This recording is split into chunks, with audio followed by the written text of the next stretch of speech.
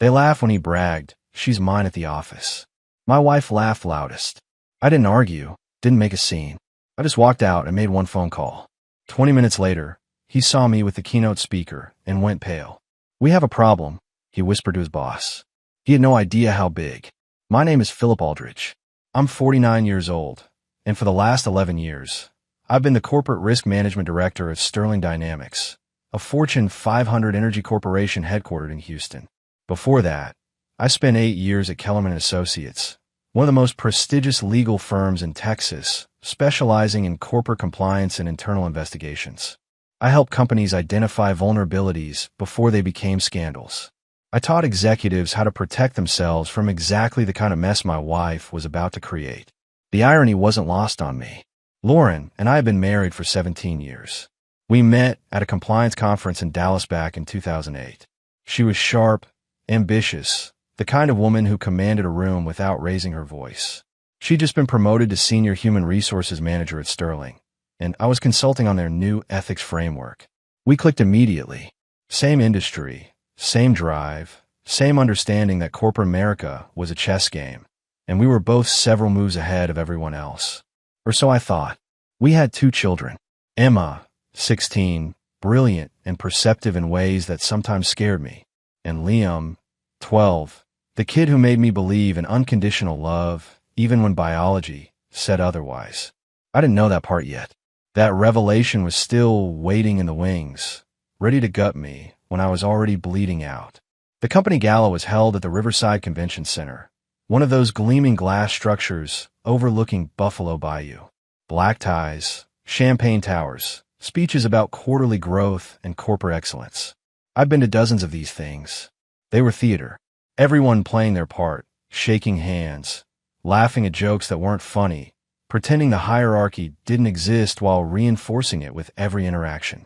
I was standing near the bar when I heard it. Chad Haynes, regional sales director, 40 years old, expensive suit, teeth too white, confidence too loud. He was holding court with 3 other guys from the sales division, drink in hand. That smirk he always wore like a badge of honor. "She's mine at the office," Chad said, his voice cutting through the jazz music and polite chatter. The men around him laughed. One of them, I recognized him as Todd from procurement, raised his glass in a mock toast. "Lucky guy," Todd said with a knowing grin. "Does her husband know he's only got her nights and weekends?" More laughter. Chad shrugged, took a long sip of his scotch, completely unbothered. "Ask anyone," he continued. "She practically forgets she's married from 9 to 5. I didn't move, didn't turn around, just stood there, champagne flute halfway to my lips, frozen. Then I heard her laugh. Lauren's laugh. Not polite, not embarrassed. Full-throated, head tilted back, the kind of laugh that used to be reserved for our private moments. For me, she was standing just 10 feet away, surrounded by her HR team. She'd heard him. They all had. And instead of shutting it down, instead of walking away, she laughed like it was the funniest thing she'd heard all night. I set my glass down on the bar, adjusted my cufflinks, didn't approach them, didn't make a scene. That would have been the amateur move, the emotional move. I walked out to the terrace instead, pulled out my phone, and made a call I should have made months ago. "Eleanor," I said when she picked up. "It's Philip. I'm ready to move forward." I didn't go back inside right away. Let them wonder where I went. Let Lauren scan the room looking for her dependable husband, the one who always showed up, always smiled, always played his part in her carefully constructed corporate image. That version of me was done. Eleanor Crane was the keynote speaker that night. She'd flown in from Boston to talk about ethical leadership and corporate accountability. Most people in that ballroom had no idea who she really was beyond her prepared remarks and impressive credentials. But I knew. We'd worked together 7 years ago when Sterling had a potential whistleblower situation that needed delicate handling. Eleanor had been the external investigator. I'd been the internal counsel, coordinating with legal. We'd buried a senior VP's misconduct so deep his own mother couldn't find it. She owed me. And more importantly, she remembered. I found her near the podium, speaking with Sterling's COO. When she saw me approaching, something shifted in her expression. Recognition. Then calculation. She excused herself smoothly and walked toward me. "Philip," Eleanor said, extending her hand. Professional. Measured. "It's been too long. It has, I replied. Do you have a moment? We moved to a quiet corner table, away from the crowd. I kept my voice low, my posture relaxed. Anyone watching would think we were just two professionals catching up. I need to activate something, I said. That consulting contract we discussed years ago. The one you said you'd keep open indefinitely. Eleanor's eyes narrowed slightly. The ethics review position. Yes, I'm ready to accept it. Quietly. Starting next month. She studied me for a long moment. Eleanor didn't miss much. She'd already cataloged my tension, the way I'd positioned myself to watch Lauren across the room, the carefully controlled anger beneath my calm exterior. Personal or professional motivation? She asked. Both, I said. But the work will be professional. You have my word. Eleanor nodded slowly, then reached into her clutch and pulled out a business card. She wrote something on the back. Call this number Monday morning, she said. We'll have contracts ready by Tuesday. As she handed me the card, she placed her other hand on my shoulder. Not flirtatious, not dramatic, just a gesture of professional respect, of alliance. But it was visible, very visible. Across the room, I saw Chad Haynes freeze mid-conversation. His eyes locked on me and Eleanor. Then he turned to the man beside him, Sterling's VP of Sales, and whispered something urgent. The VP's expression shifted from confusion to concern. Chad's face had gone pale. I heard him say to his boss, voice tight with sudden panic, "We have a problem." The VP frowned. "What do you mean?" But Chad didn't answer. He just stared at me, finally understanding that he'd been playing checkers while I'd been setting up a chessboard. Eleanor noticed his reaction. A small smile touched her lips. "Friend of yours?" she asked. "Not exactly," I said. "But he's about to become very familiar with your work." Eleanor's smile widened. "I look forward to it. They used to call me the Ghost. Not to my face, of course. In Slack threads, over coffee in the break room, during those informal happy hours I was never invited to. Lauren's husband, the quiet one, the guy who showed up at company events, smiled politely, and disappeared into the background like wallpaper. Chad had called me Mr. Risk Assessment once, thinking he was clever, always calculating, never acting, he'd said with that trademark smirk. He had no idea how right he was. I'd spent 6 months documenting everything, not because I was paranoid, but because I was thorough. It's what made me good at my job. You don't manage corporate risk by reacting emotionally. You gather data. You build cases. You wait for the perfect moment to deploy your findings. The hotel receipts came first. Marriott, Dallas, filed under client development. Except the client Lauren claimed to be meeting had retired 8 months earlier. I'd verified that with a single phone call. Then came the Slack messages. Lauren had asked me to help transfer photos from her work phone before an upgrade. She'd handed me the device like it was nothing. Just make sure nothing gets lost, she'd said. I'd made sure everything was preserved. Screenshots, timestamps, messages that started professional and ended with inside jokes about wine preferences and shared hotel rooms. The real smoking gun was buried in our credit card statements. 2 charges, same hotel, same weekend, 20 minutes apart. One in Chad's name for room 817. One in Lauren's name for room 819. Both billed to company cards under client entertainment. Adjacent rooms. Conference in San Diego that neither of their supposed clients attended. I printed everything. Organized it in a navy folder with the same precision Lauren used to mock me for. Then I'd locked in my home office filing cabinet and waited. 3 months ago, Lauren had asked me to review the updated ethics policy for Sterling. Some legal jargon she didn't understand. Just a glance, she'd said sweetly, "I'll owe you dinner." What she'd handed me wasn't just a policy draft. It was an opportunity. I'd written half those clauses 5 years earlier when I was still consulting for Sterling. The framework on workplace conduct, professional boundaries, and expense reporting. I knew every loophole, every enforcement mechanism, every penalty structure. So I'd updated it, strengthened it, added 3 new paragraphs that specifically addressed non-client travel with employees of different rank, personal communications on company platforms unrelated to work tasks, and behavior likely to create perception of impropriety. Lauren had skimmed my changes, thanked me, and submitted the policy to the board. It was approved unanimously. She'd never asked what I'd actually written, never bothered to read the fine print. She just trusted that her dependable husband would help her look good. Now those same clauses were going to bury her. Eleanor had texted me Sunday morning. Simple message. Call me when you're alone. I'd waited until Lauren left for her morning run, then dialed. I pulled Sterling's current ethics documentation. Eleanor said without preamble. Interesting reading. Paragraph 9 particularly caught my attention. I thought it might. I replied. You wrote this, didn't you? Parts of it. Years ago. And some recent updates. Eleanor laughed. Short and sharp. Philip, you're either brilliant or vindictive. Possibly both. Just thorough, I said. Well, your thoroughness is about to make my job significantly easier. I'll need copies of everything you have. Documentation, communications, financial records. Can you get them to me by Tuesday? Already scanned and encrypted. I'll send you the access codes tonight. There was a pause. How long have you known? 6 months. Maybe longer if I'm honest with myself. And you waited. I waited. I confirmed. Because anger is temporary. But evidence is forever. Monday morning, Lauren came downstairs dressed in her armor. Navy suit, hair pulled back. That expression she wore when she was about to dominate a performance review or salary negotiation. She poured coffee, checked her phone, and barely looked at me. Late meeting tonight, she said. Don't wait up. With Chad. I asked casually, not looking up from my tablet. She froze. Just for a second. Then recovered. What? Chad Haynes. Regional sales. I assume that's who the late meeting is with. Lauren's jaw tightened. It's a departmental review, Philip. Multiple people will be there. Of course, I said. I took a sip of coffee. Met her eyes over the rim. Just curious. She stared at me like she was trying to solve an equation that didn't add up. I never asked about her schedule before. Never questioned her late nights or weekend conferences. For 6 months, I'd been the same predictable husband.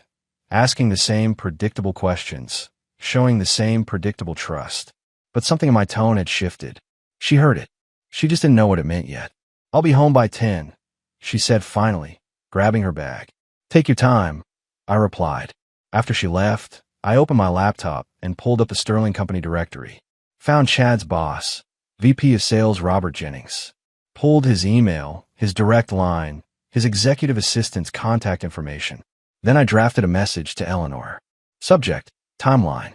Eleanor, I'd like to accelerate our schedule. How quickly can you initiate a preliminary compliance review at Sterling? Specifically targeting expense, reporting, and interdepartmental conduct policies. I can provide documentation that will justify immediate board attention. Her response came back in under 5 minutes. I can have preliminary findings to the board by Friday. But Philip, once this starts, there's no pulling back. Are you certain? I stared at that message for a long time. Thought about Emma, about Liam, about 17 years of marriage and shared history. Thought about the life we'd built and the lie it had become. Then I thought about Lauren's laugh at the gala. The way she'd thrown her head back, completely unbothered by Chad's public claim on her. The way she'd looked at me this morning like I was furniture. I typed my response. I'm certain. Proceed. That afternoon, Emma came home from school and found me in my office. She knocked on the doorframe, hesitant. Dad, can we talk? I closed my laptop. Always. What's going on? She sat down in the chair across from my desk, playing with her phone case. Nervous. Emma was never nervous. I need to tell you something, she said quietly. And I need you to not be mad at me for waiting so long. My stomach dropped. Okay. Emma took a breath, then pulled out her phone. She opened a folder, turned the screen toward me. I've been recording Mom's phone calls for 8 months, she said. The ones she takes in her car before she comes inside. I didn't know what to do with them. I didn't want to hurt you. But I can't keep pretending I don't know what's happening. The folder contained 47 audio files. I looked at my daughter, 16 years old, carrying this weight by herself for months. Emma, I said carefully, why didn't you tell me sooner? Her eyes filled with tears. Because I wanted to be wrong. I wanted it to be nothing. But it's not nothing, is it? I stood up, walked around the desk, and pulled her into a hug. No, sweetheart, it's not nothing. But you did the right thing telling me now. The email landed in Robert Jennings' inbox at 6:47 Wednesday morning. Subject line, urgent compliance review required. Sender, Eleanor Crane, copied to Sterling's board of directors and general counsel. I knew because Eleanor had forwarded me a copy. The message was surgical.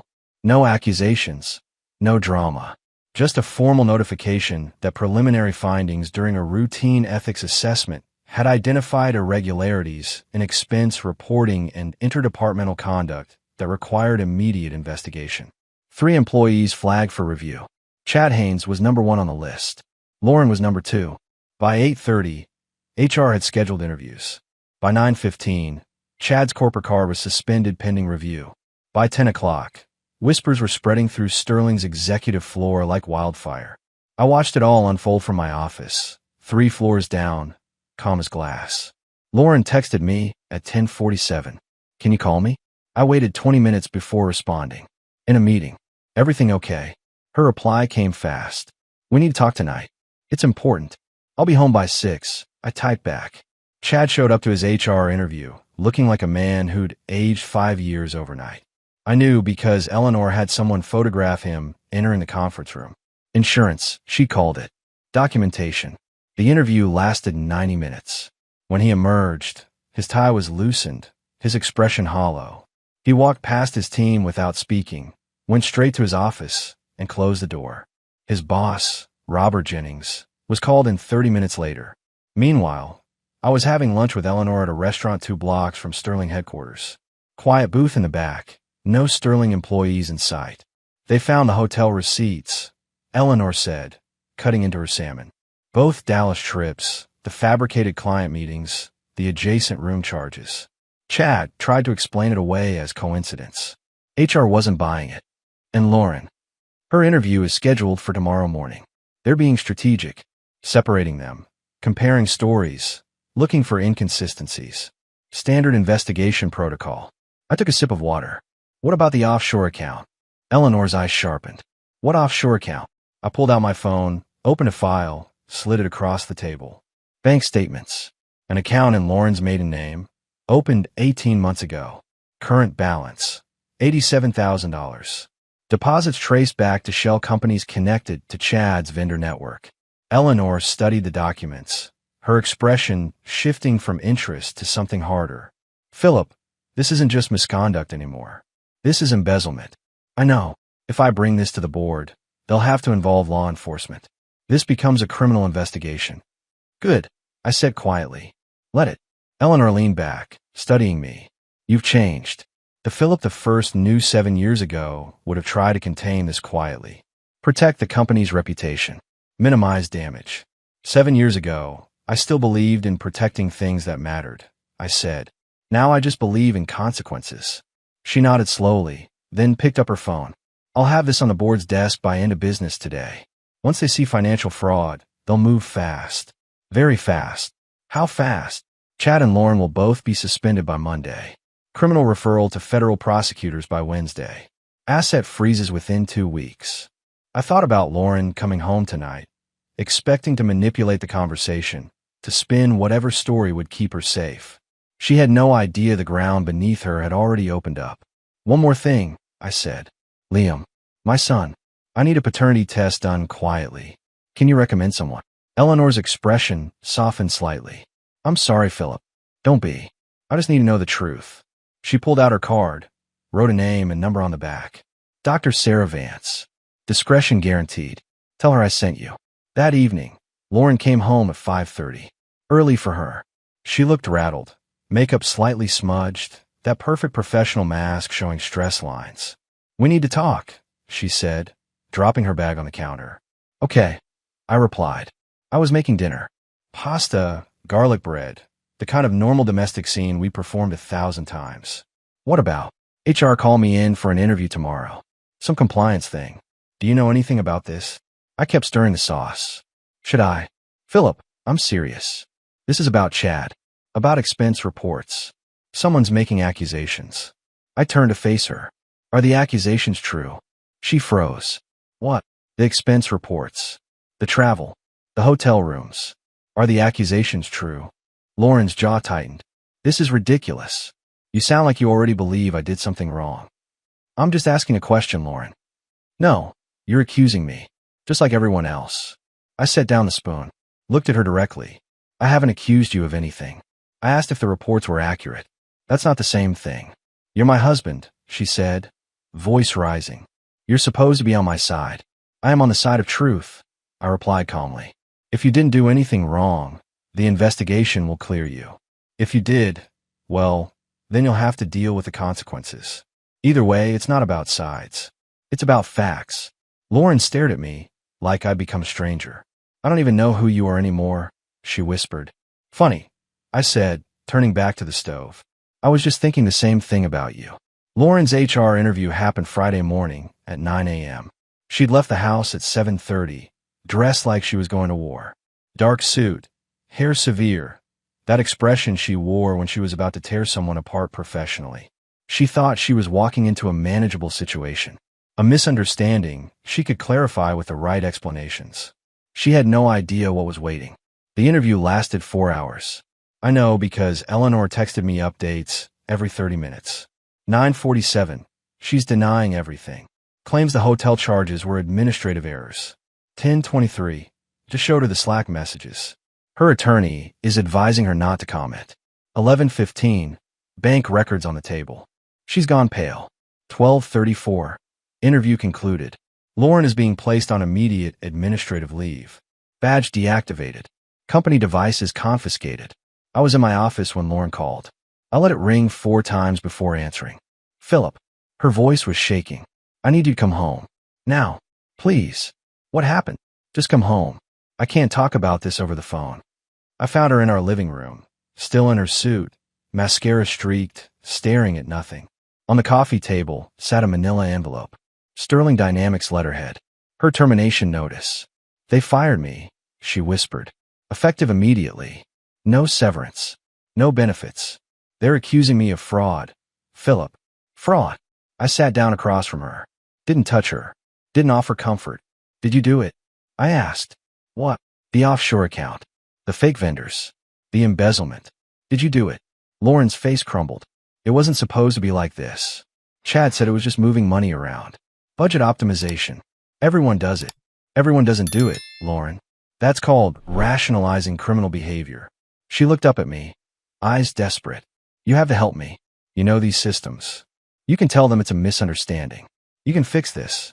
No, I said quietly. I can't. What do you mean you can't? You're my husband. I mean I won't. There's a difference. Lauren stood up, furious now. Are you serious right now? I'm losing everything and you're playing semantics. You already lost everything, I said, standing to face her. You just didn't realize it until today. I walked to my office, retrieved the folder I prepared weeks ago, and came back. Sat on the coffee table next to her termination notice. What is this? She asked. Separation of assets. Effective immediately. I've moved all my income into individual accounts. Removed my name from the house deed. Turns out it's actually titled in my late mother's trust, which I inherited 3 years ago. You never had legal claim to it. I've canceled shared credit cards. Filed for legal separation. Lauren opened the folder with trembling hands. Read through the documents. Each page another door slamming shut. You planned this, she breathed. You knew. How long have you known? 6 months. Maybe longer. And you said nothing? You just let me walk into this. I let you make your choices, I replied. I just made sure I documented them. She looked at me with something between rage and disbelief. Who are you? What happened to the man I married? He got tired of being invisible, I said. He got tired of being the punchline. He got tired of watching his wife laugh while another man claimed ownership of her in public. Lauren's face twisted. This is about Chad? About some stupid comment at a gala? You're destroying our marriage over a joke. No, Lauren. You destroyed our marriage. I'm just cleaning up the mess. The house phone rang. I answered it. Eleanor's voice came through calm and professional. Philip, the board has made their decision. They're referring both cases to the FBI. Federal wire fraud charges. I wanted you to hear it from me first. Understood, I said. Thank you, Eleanor. I hung up, turned back to Lauren. She'd heard every word. Federal charges? She whispered. Philip, please. I made a mistake. I'm sorry. Don't let them do this. It's already done, I said. And honestly, Lauren, I'm not sure you're actually sorry. I think you're just sorry you got caught. I picked up my car keys. Where are you going? She demanded. Out. I suggest you call a criminal defense attorney. You're going to need one. I left her standing in the ruins of the life she'd burned down, and I didn't look back. Dr. Sarah Vance called me on Monday afternoon. I was in my car, parked outside Liam's school, waiting for dismissal. Her voice was professional, kind, the tone doctors use when they're about to change your life. "Mr. Aldridge, I have your results." I gripped the steering wheel. "Go ahead. Based on the DNA analysis, there is 0% probability that you're Liam's biological father." I'd known, suspected for months, but hearing it confirmed still felt like taking a bullet to the chest. "Do you need me to explain the science?" Dr. Vance asked gently. "No, I understand. Thank you, doctor." I hung up and sat there, watching kids stream out of the building. 12-year-olds laughing, shoving each other, completely unaware that their worlds could shatter without warning. Then I saw Liam. He was talking with two friends, backpack slung over one shoulder, that crooked smile that had always reminded me of my father. Except it didn't. It couldn't, because we didn't share DNA. But when he saw my car, his face lit up. He waved goodbye to his friends and jogged over, climbing into the passenger seat. "Hey, Dad," he said, buckling in. "Can we get ice cream?" "Dad." He still called me Dad. "Sure, buddy," I said. "Ice cream sounds perfect." We drove to his favorite place, got 2 cones, sat on the outdoor bench. Liam talked about his math test, about soccer practice, about some video game I didn't understand. Normal 12-year-old stuff. When he paused to take a bite, I spoke. "Liam, I need to tell you something important." He looked at me, chocolate ice cream on his upper lip. "What's wrong?" "Your mom and I are separating, getting divorced." His expression crumbled. "Because of me?" "No," I said firmly. "Not because of you. Never because of you. This is between me and your mom. Adult stuff. But I need you to know that no matter what happens, I'm still your dad. I'm still here. That doesn't change. Even though Mom did something bad." I studied him. "What do you know about that?" Emma told me. "About Mom and that guy from work. About the money." Liam's voice got quiet. "Is it true?" "Yes. It's true. Are you mad at me?" "Why would I be mad at you?" "Because maybe if I was better, Mom wouldn't have done those things." I set down my ice cream, turned to face him fully. "Liam, listen to me. What your mother did has nothing to do with you. Nothing. You're a great kid. Smart, kind, funny. Any parent will be lucky to have you, even if you're not my real dad." The question hit like a freight train. I kept my expression steady. "Who told you that?" "I heard Mom talking on the phone last week. She said something about me being someone else's kid, that you'd probably leave once you found out. 12 years old, carrying that fear alone." "Look at me," I said. Liam met my eyes, his own filling with tears. "Biology doesn't make you my son. Love does. Time does. Showing up every day does. I've been your dad since you were born, and I'll be your dad until the day I die. That's not negotiable. Do you understand? But what if the real dad comes back? There is no real dad. There's just me, and I'm not going anywhere." Liam broke down then, 12 years of being a tough kid collapsing into sobs. I pulled him close, let him cry into my shoulder while tourists and families walked past us. "I want to stay with you," he said through tears. "Not Mom. You. Then that's what we'll do," I promised. "You and Emma both. We'll figure this out together." Later that evening, Emma found me in my office. She'd been unusually quiet since Friday, processing everything happening around her. "Dad, can I ask you something?" "Always. Are you okay? Like really okay?" I considered lying, telling her I was fine. But Emma was 16, old enough for honesty. "No," I said. "I'm not okay. But I will be. We all will be." "I hate her," Emma said quietly. "Is that bad?" "It's honest. You don't have to pretend to feel something you don't." "Did you know about Liam?" "About him not being yours." "I suspected. Now I know for sure." "Does it change anything?" "Not about how I feel about him. But it changes everything else." Emma sat down. "Good. Because he's my brother. I don't care what some stupid test says." "Mine too," I agreed. She pulled out her phone. "I have something else you should see. I wasn't sure if I should show you, but I think you need to know." Another recording. This one from 3 weeks ago. Lauren's voice, talking to someone I didn't recognize. "Philip won't fight me on custody. He's too passive. I'll get the kids, the house, probably half his retirement. His lawyer friends won't help him once they know about the affair. Nobody wants to take sides against HR." The other voice, female, responded. "What about evidence?" "What evidence?" "Philip barely pays attention. He's been checked out for years. This will be easy." Emma stopped the recording. "She was planning this, Dad. Planning to take everything."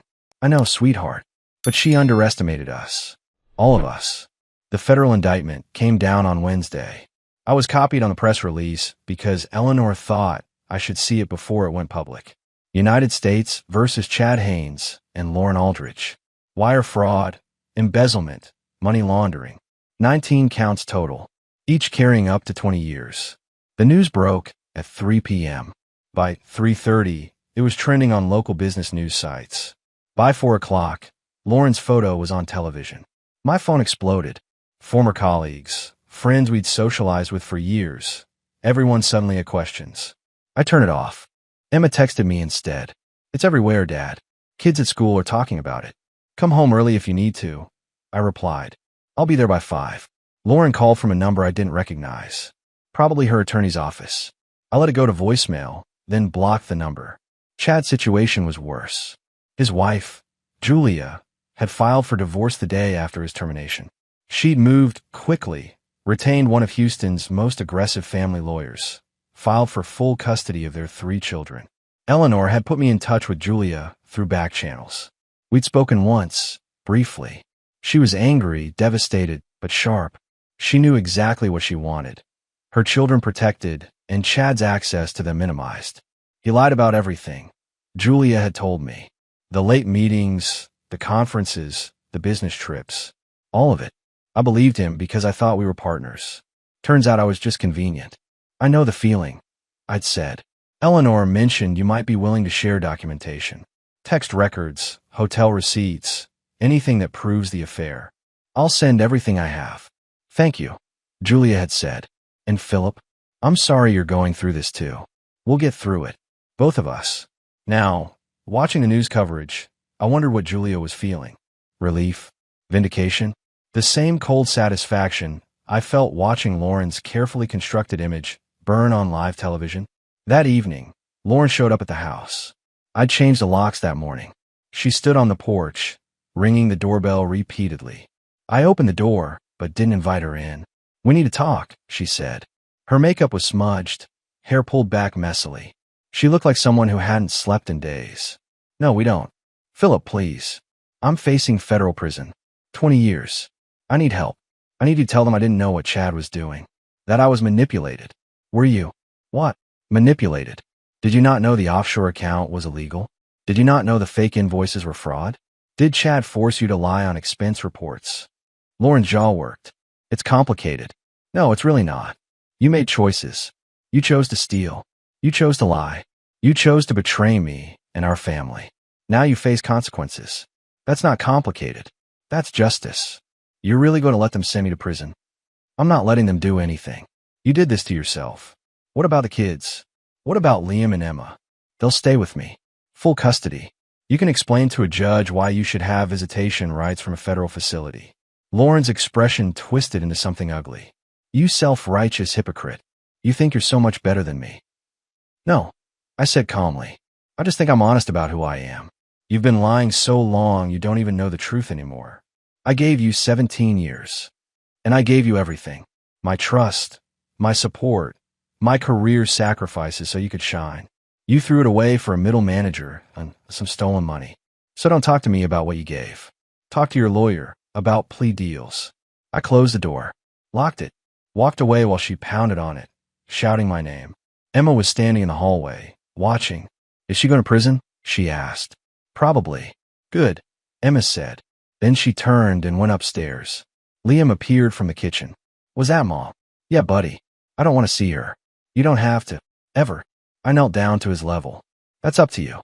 When you're ready, if you're ever ready, we can talk about it. But right now, you're allowed to feel however you feel." Liam nodded, then hugged me tight. "Thanks, Dad. Always, kiddo." The trial lasted 3 weeks. Federal prosecutors presented mountains of evidence. Bank statements, wire transfers, fake invoices, email chains where Chad and Lauren discussed exactly how to hide the money they were stealing. Eleanor testified on day 4. Calm, professional, devastating. She walked the jury through Sterling's ethics policies, the ones I'd helped write, showing precisely how Chad and Lauren had violated every single clause. Julia testified on day 7. She described Chad's lies, the late nights he'd claimed were client meetings, the hotel charges she'd questioned and been told not to worry about. She looked directly at Chad while she spoke. He couldn't meet her eyes. Emma testified on day 9.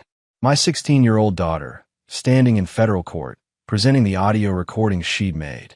Lauren's lawyer tried to object, claiming illegal wiretapping. The judge shut him down. One-party consent state. Emma was legally in the clear. The jury heard Lauren's voice discussing the affair, planning to drain accounts, laughing about how I'd never suspect anything because I was too passive to notice. Emma walked out of that courtroom with her head high. I'd never been more proud. I didn't testify. Didn't need to.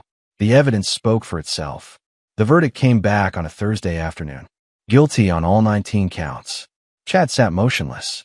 Lauren broke down crying. Her parents, sitting in the gallery, looked 20 years older than when the trial started. Sentencing was scheduled for 6 weeks later. During that time, Julia and I stayed in contact. Not romantic, not yet. Just two people who understood what the other was going through. We'd meet for coffee, compare notes on custody battles and asset division. She was fighting for her house. I'd already secured mine. How are Emma and Liam? Julia asked one afternoon. Adjusting. Emma's in therapy. It's helping. Liam still has nightmares sometimes, but he's getting better. My kids ask about their dad, Julia said quietly. Want to know when they can see him. I don't know what to tell them. Tell them the truth. Age-appropriate truth. That he made bad choices and has to face consequences. That's what my therapist said. It still feels harsh. Harsh is honest. Lying to protect them from reality just delays the pain. Julia smiled sadly. When did we get so wise? When we stopped being naive, I replied. Sentencing day arrived on a cold November morning. The courtroom was packed. Press, former colleagues, family members. I sat in the back with Emma and Liam. Eleanor sat beside us. The judge addressed Chad first. 7 years in federal prison. Restitution of $2.3 million. Permanent ban from working in corporate finance. Then Lauren. 5 years in federal prison. Restitution of $870,000. Professional certifications revoked. Lauren's mother screamed. Her father had to be escorted out. Lauren just sat there, hollow-eyed, broken. The judge looked at her.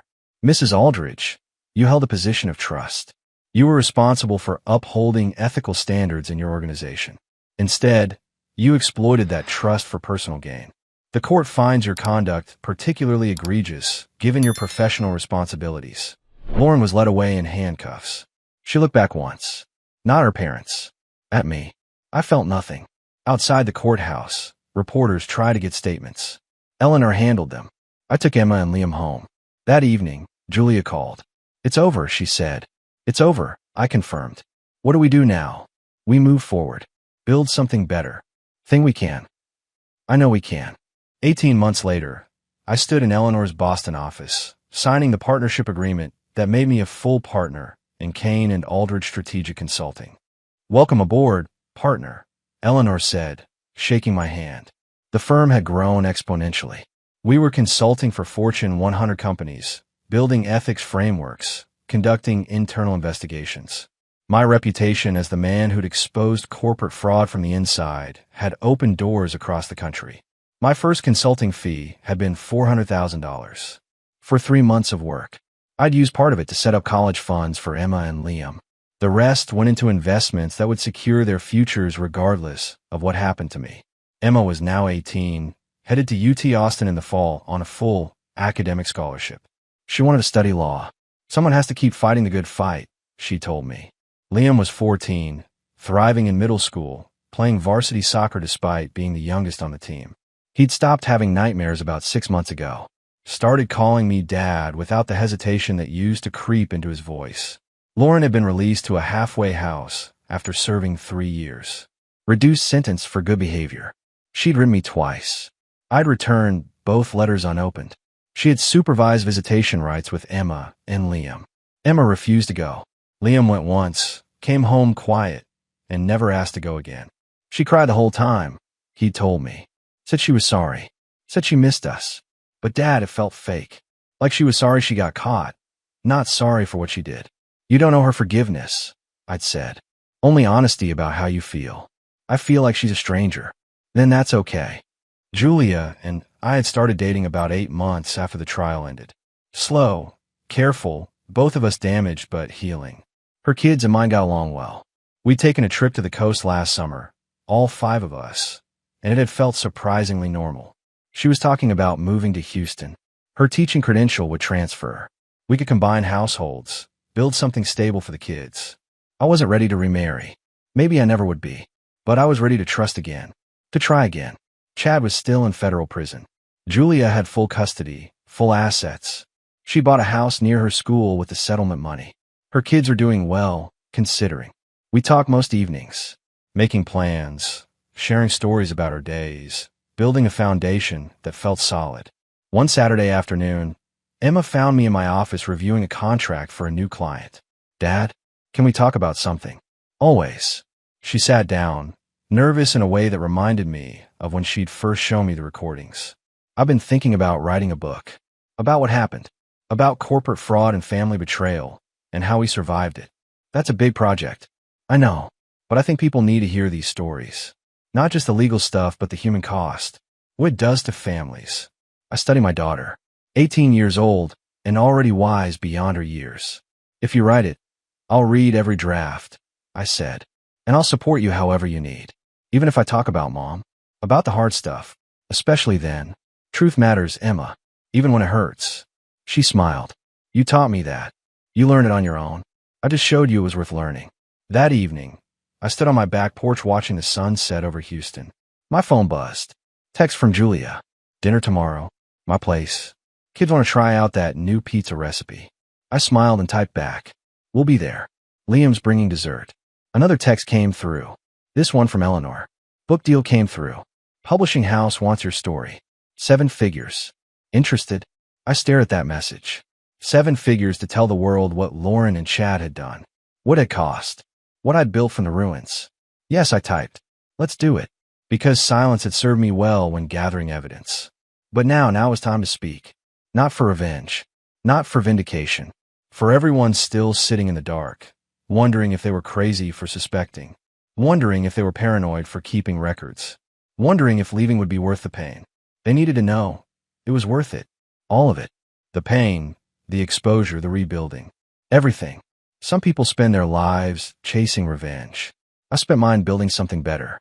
And that, in the end, was the real victory.